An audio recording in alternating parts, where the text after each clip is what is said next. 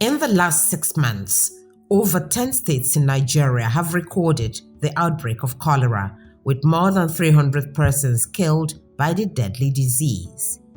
On our interview segment, the Registrar of the Environment Health Officers Registration Council of Nigeria, Dr. Yakubu Baba, tells us about the challenges facing the council in efficiently enforcing sanitary guidelines, as well as the need for a coordinated framework across all levels of government. You're still watching Environment Today, and this is an exclusive engagement with the Registrar, CEO, Environmental Health Officers Registration Council of Nigeria, Dr. Yakubu Baba. Thank you so much for your time, Doctor. Thank you, Salamatu, for having me. Now, Nigeria has recorded thousands of cases of cholera between January and June. What do you think, or what to your mind, are the factors responsible for these rising cases of cholera in Nigeria? Thank you very much, Salamatu. Cholera outbreak has become an endemic in Nigeria. And from environmental health perspective, we know cholera is a disease that is related with sanitation. And that's why, and I can equally say, cholera can be prevented in Nigeria, because we know once the rain is set in, you see the incidence of the diseases happening within the locality. And most at times is as a result of what we, the environmental health officers, are relating to fecal-oral route, where it can be addressed if we stop the issue of open defecation in the society. The scenario is simple. When you defecate openly, when the red set in, it washes away all the fecal matter into the body of water, be it stream or river. And we know most of these communities that are really living within the river band are using the water as source of water. And let me also say, even people that are living in the cities are prone to cholera, because we know the vegetable they grow within the river bank are also watered using the water that is contaminated with the fecal matter. And that's why you see the incidence is becoming so alarming as the rain is increasing. So cholera can be prevented if we embrace and we strengthen our public health services. And that is why Eherocon is here to enforce environmental health policies, isn't it? Will you run us through how many members are registered with Eherocon, and why it appears as if Eherocon isn't so efficient enough to help implement some of these policies? What is happening? Well, I disagree with you, Salamatu, because you know the issue of sanitation and also enforcement of public health standard lies with the local government. Constitutional responsibilities of the local government. And why the environmental health officers are not seen and people are clamoring for the reintroduction of the sanitary inspectors is because the government at the local government and the state are not employing these people. They prefer to employ nurses and medical doctors. Let me tell you, when the colonial masters are coming, they came with the profession of environmental health by establishing the School of Hygiene in the 3 regions: Lagos Colony, School of Hygiene in Kano, and the School of Hygiene in Aba. And they started training these sanitary inspectors. It's because they don't want to spend money. They want to strengthen the public health measures as a preventive health. Investing then in the preventive aspect is more important than spending money in the curative system. You see in some local government, you hardly see 10 environmental health officers working at the whole local government.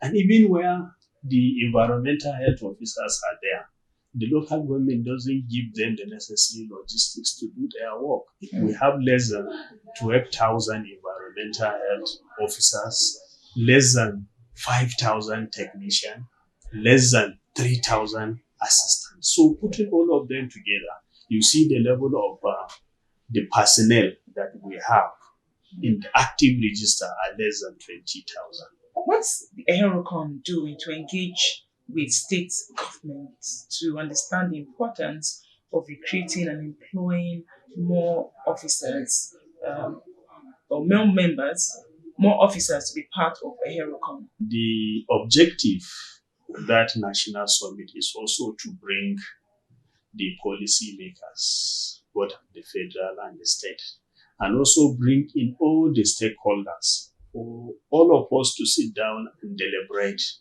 and come up with a roadmap for environmental health in Nigeria. And I believe when we have the roadmap, we can be able to spell also the responsibility of the government at different levels, also the expectations of Nigerians, and also the responsibilities of the practitioners. And also, I believe the outcome of that national summit is also to bring in a national unified structure for environmental health, where the coordination of environmental health services will be achieved by giving clear directions from the federal, state, and the local government. Why the system now is not really bringing in the jobs and also the achievement of environmental health services is because the system is fragmented. Some of the environmental health services are domiciled in Ministry of Health.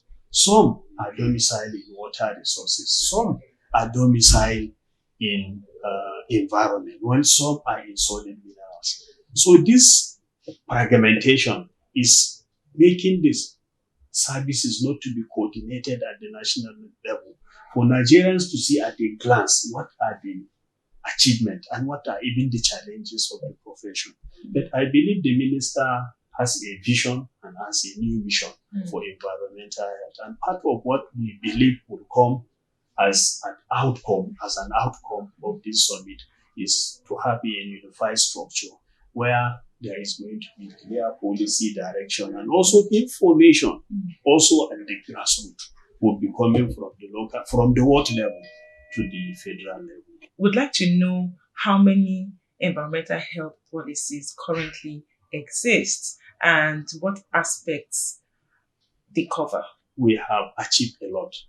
Like what I mentioned, we have looked at the benchmark, but we have also come up with so many guidelines, including the guideline for public-private partnership, because we know the future of environmental health is going to lie in the private sector, because so many components of the practice, government cannot do it alone. And also, for instance, the cleaning services. You know, government has already franchised the cleaning services, which is also a very viable sector. Waste collection, another very vital, viable private sector participation practice. Then there is what we call public health pest control, where I believe most of the practitioners in this sector participated actively too in providing the disinfection, the decontamination during this COVID-19. And also, as a council, we bring out guidelines how private can actively participate, looking at the concern of the community and also those that are benefiting from the service. Now, what's the difference between your mandate and that of the Wole service that was provided, I think, up until the early or late 80s? The Wole are supposed to work with an instrument called public health law. We regulate them. We provide the standard for their training. We license them.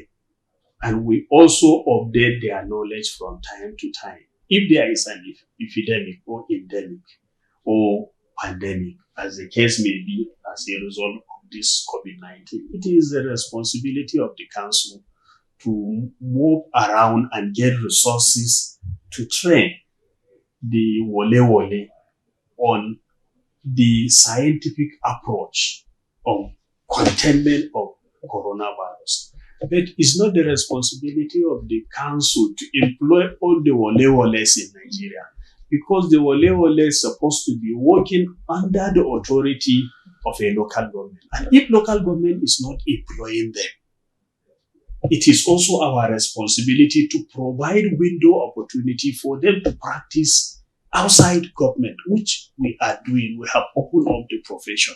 But what we are saying is we are calling government at state and the local government level to know the importance of this wole so that they will reduce the burden of the health system. Some communities don't have water supply and depend on deep wells. Some deep wells have gone bad. They don't even have water in their communities.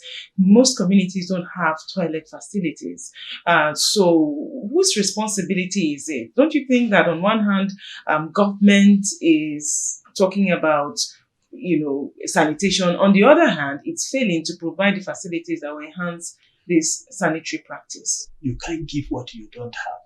You don't expect to achieve sanitation when the custodian of the sanitation is not there to provide the necessary advice for you to drive the policy.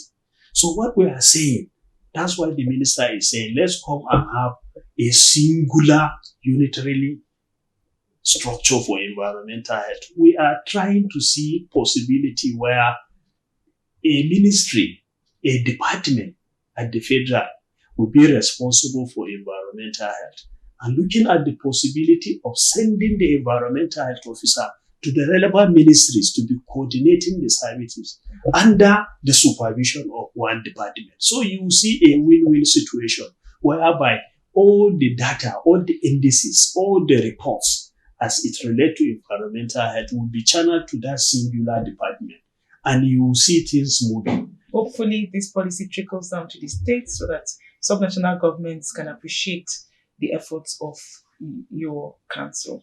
Thank you so much, Dr. Yakubu Baba is the Registrar, CEO, Environmental Health Officers Registration Council of Nigeria. Thank you so much for your time. Thank you for having me.